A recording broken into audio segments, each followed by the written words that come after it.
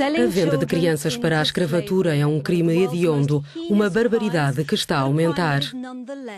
Bem-vindo a esta edição de On the Frontline dedicada ao tráfico de crianças. Pela sua natureza ilegal, o tráfico de crianças é extremamente difícil de quantificar. Estimativas conservadoras apontam que são traficadas cerca de 1.200.000 crianças no mundo e que 5.500.000 são forçadas à escravatura.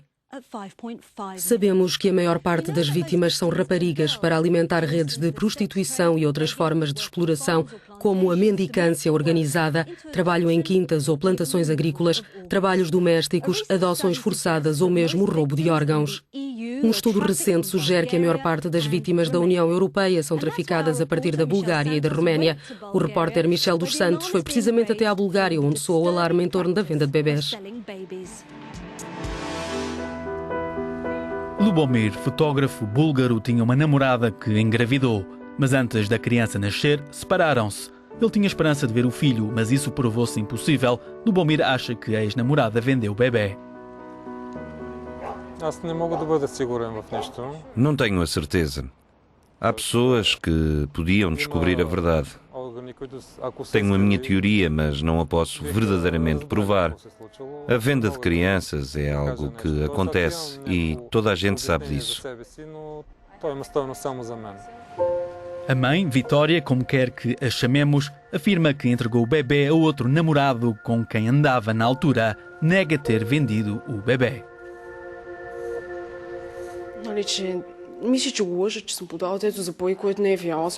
Ele pensa que vendi o meu bebê.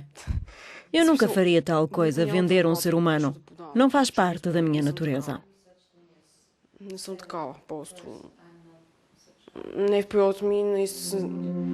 Lubomir procurou ficar com o poder paternal. Afirma que os tribunais recusaram os seus requerimentos. Segundo uma advogada que contactámos, o atual Código da Família na Bulgária tem uma falha. Não permite que o alegado pai biológico conteste outro homem que tenha perfilhado a criança.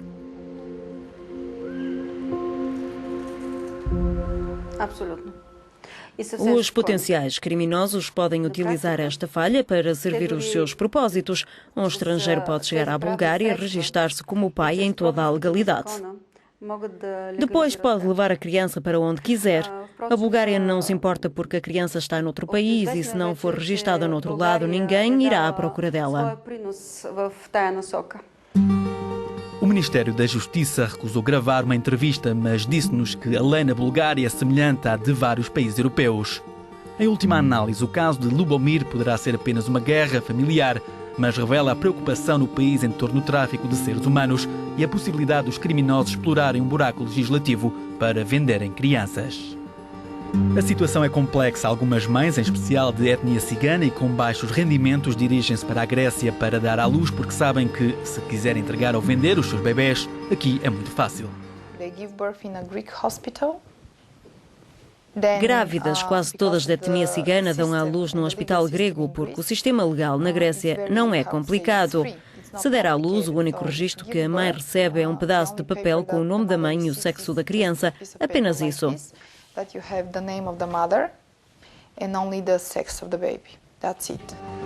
O que acontece a seguir não é claro, mas com regras estritas de adoção na Europa, acredita-se que muitos destes bebés são depois ilegalmente vendidos a casais que querem um filho.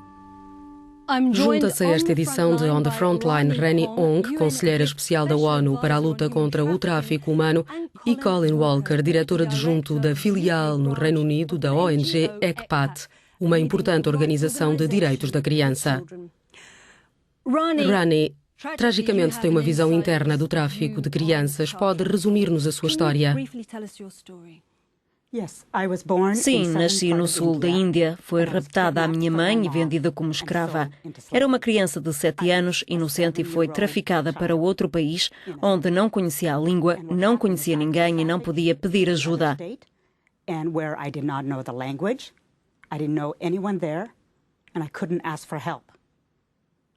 O meu dono tinha propriedade sobre mim e batia-me. Eu fui agredida, torturada, passei fome, tudo pelo desejo de um ser humano subjugar a vontade de outro.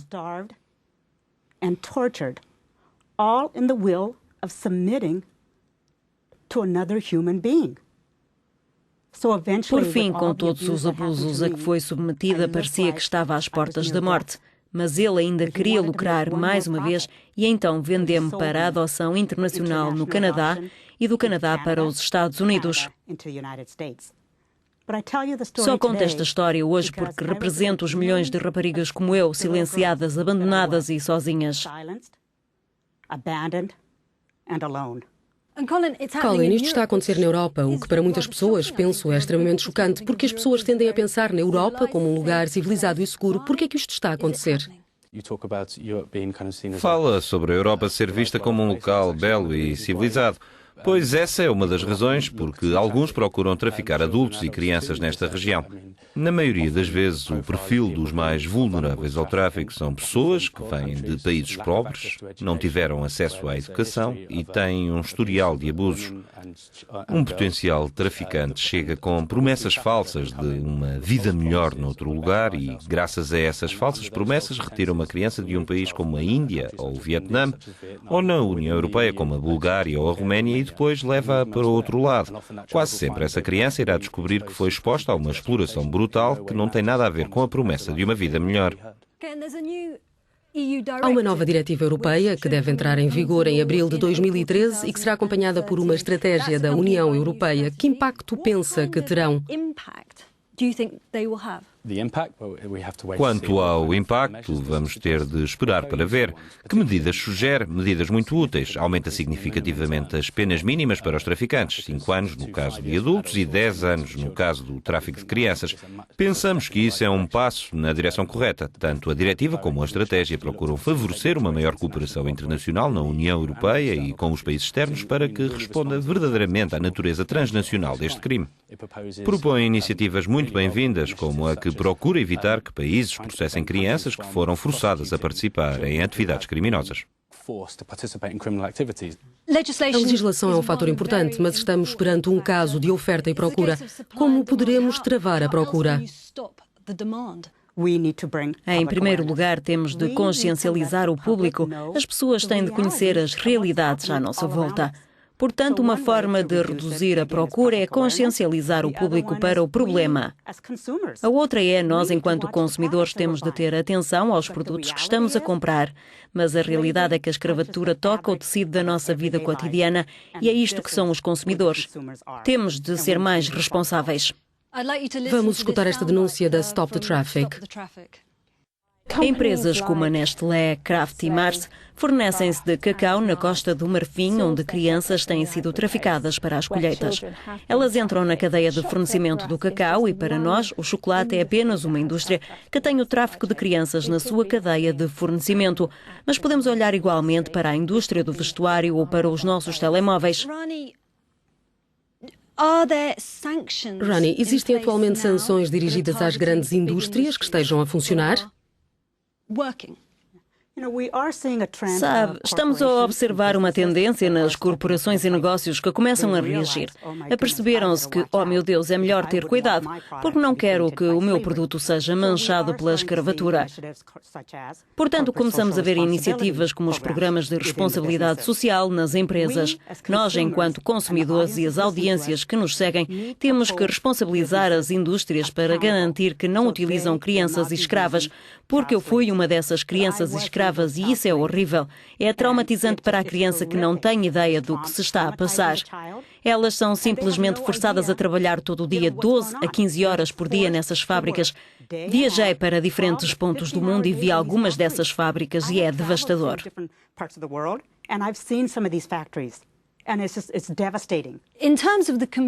Em termos de taxa de condenações, a de traficantes é extraordinariamente baixa.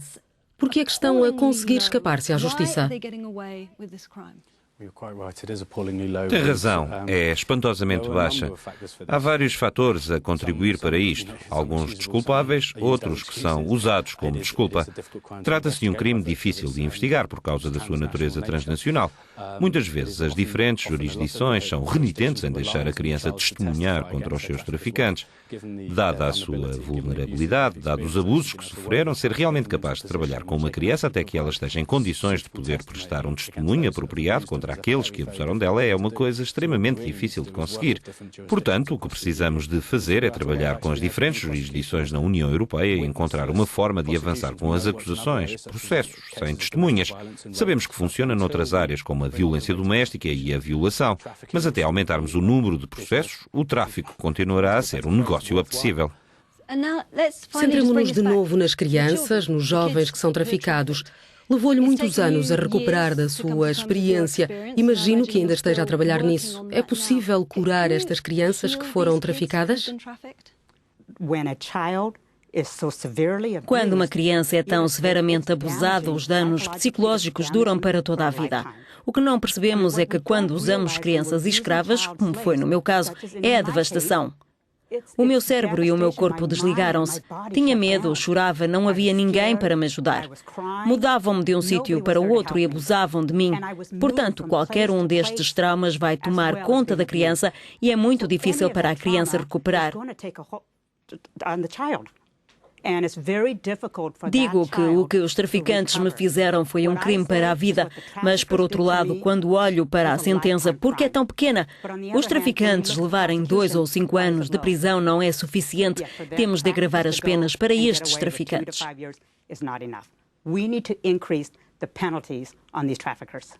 Rani, Colin, muito obrigada. Apanhar os autores de tráfico de seres humanos está a provar-se muito difícil. As taxas de condenações baixaram nos últimos anos. Os dados na União Europeia de 2010 mostram apenas 1.250 condenações. Espera-se agora que a ação concertada ajude a combater este crime, mas para que isso aconteça são necessárias mais do que palavras. É necessária determinação e um verdadeiro compromisso para implementar as leis e combater este crime por parte dos membros da União Europeia. É tudo nesta edição de On the Frontline, mas o debate prossegue nas redes sociais. Fico à espera dos seus comentários. Obrigada.